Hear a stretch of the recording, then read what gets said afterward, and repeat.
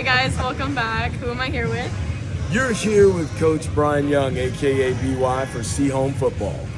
Yeah, and we just want to interview BY with just a couple questions on Sehome's incredible season that you guys just had. Congratulations, by the way. I heard that you guys made it to state. And, yes, we did.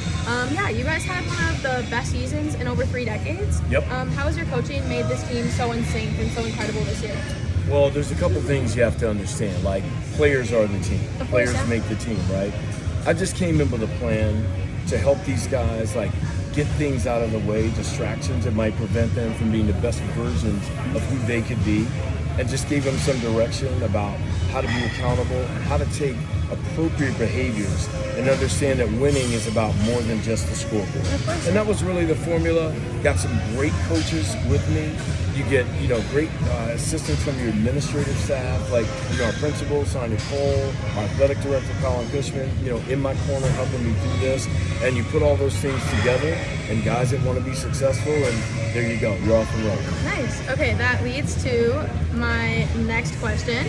What have you done to change the culture for Sehome football? I know that ever since you got on to being their coach, a lot has changed. Can you tell us more about those changes?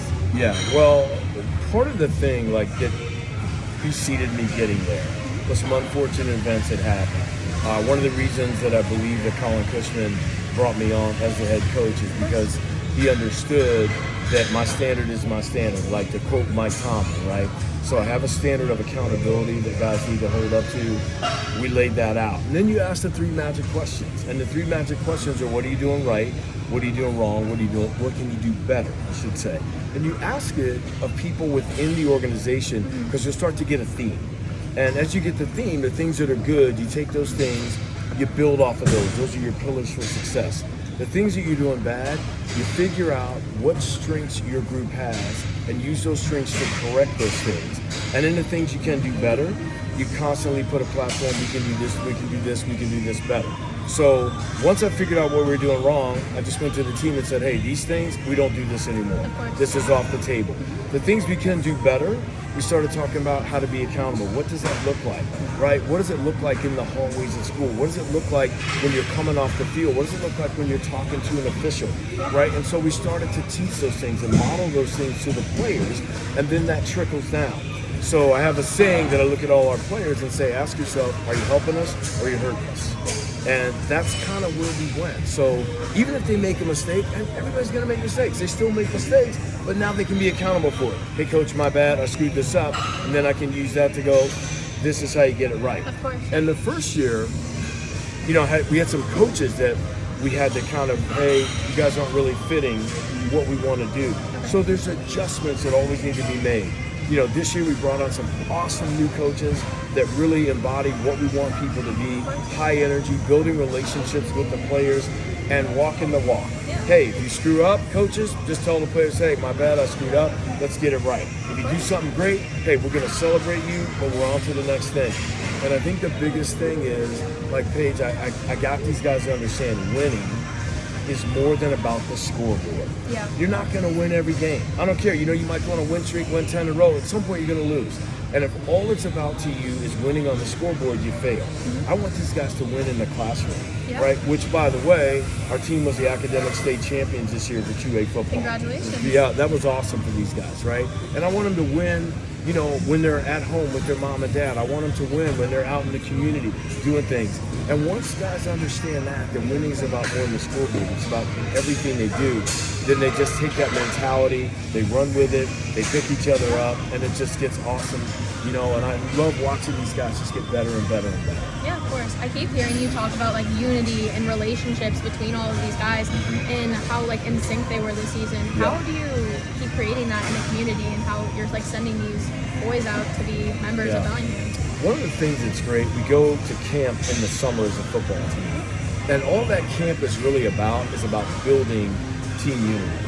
Some people say, oh, you get to get better at football. Hey, you know what? That's secondary. Again, that's that having more winning than just the scoreboard.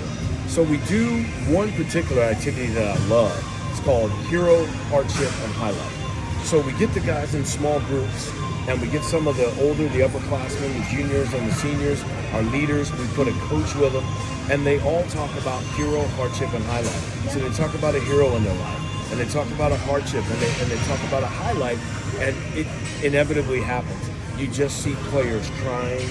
You see coaches sharing things with the players that the players never knew that a coach would have to go through that. And that builds unity because guys go, oh, I'm not the only one that gets afraid sometimes at this. I'm not the only one that had a rough night, with mom over here, or, my dad passed away, whatever it might be. And that just bonds people. That gets them really coherent. And so when they start to realize we're all in this together, we're all going through the same thing, right? That really helps bond things. And like our unity this year also was about football is hard. I took the Tom Brady speech. I told the guys day one, football is hard. It's going to be hard. You're going to be tired. You're going to be sore. There's going to be a guy crossing who's going to be winning. Like he's physically going to be dominating. What are you going to do? You're going to put in yourself. You're going to put in your team. And you keep preaching that. You keep letting those guys see the results of that. You do it every day in practice. You show it with the coaching staff. And then it starts to become a way of life. It starts to become just what you do. It's not something you talk about. It's just in your actions every day, right? And then it just builds from there. And guys start taking pride in that. They start taking pride in walking through the school, and people go, oh, that's a football player. That's a Sehome guy, right? Those guys have character. Yeah, they make mistakes sometimes, but you know what? They own their mistakes, and they're always trying to get better. Of course, yeah. And then my last question, I won't hold you for too long, but I heard you keep talking about these pillars of success. Yep. And I was just wondering how you're going to hope that for the next year. And I know that you guys have some really good seniors graduating. Yep. So I was just wondering, what's the goals for the team next year, and how are you going to make those pillars even stronger and even better? Good. Well, here's the cool part. A coach-dictated team is okay, but a player-led team is what you want to get to. The guys we have now have been with me a couple years. The seniors who are leaving are all part of the turnaround. But those juniors, and we got a great junior class right now, those guys are ready to take the mantelpiece. That's amazing. They've taught the freshmen. They've taught the sophomores from this year, right? And they've brought those guys up in this culture of accountability, this culture of, hey, you know what? We all have to be a part of this to win. And winning is way more than just the scoreboard. So guys are excited about next year. They're ready to go through the school and start talking to new players to get more interested. Because that was one of the challenges, because things had happened within the team. So some of the best athletes in the school weren't playing because they're like, I don't want to be involved in that. But now it's different. And we had a couple of new guys come out that really helped us in the playoffs. And we're expecting to get a couple more. So these guys are excited about the opportunity to get better, not just in the field, but to get better as our culture continues to grow. And those pillars will stay in place. Be accountable, especially when people aren't looking. Right? Take care of each other. So the senior doesn't beat up on the freshman, on the field at practice. The senior takes care of that freshman. So that freshman learns from day one coming into our program, this is how I behave. So when they're a sophomore, they teach the next freshman. And it just continues to build and build and build. And then you pretty much get your players, they start taking over. They start leading the culture. Right, and then coaches just get to look at the players when they, slip every now and then and go, hey, let's get back in line this way. And that's just how you keep it going. That's amazing. Right? It works. Yeah. And it's a tried and true plan. It's been going on for a while with other coaches. So I'm like, hey, why reinvent the wheel? Exactly. Okay, thank you. That's a wrap for our Sehome football interview. See you guys next time.